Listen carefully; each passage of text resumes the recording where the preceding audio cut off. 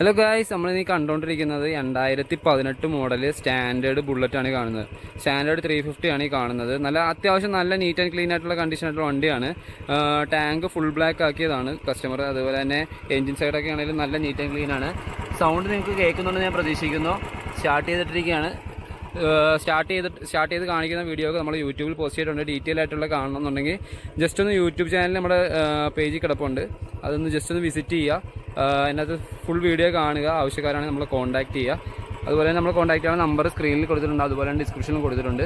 വണ്ടിയുടെ ഡീറ്റെയിൽസും കൊടുത്തിട്ടുണ്ട്. സ്പോക്കറ്റും കാര്യങ്ങളൊക്കെ പുത്തനാണ്. ടയർ എബോ ആവറേജ് ഉണ്ട്, ഫ്രണ്ട് എബോ ആവറേജ് ഉണ്ട്.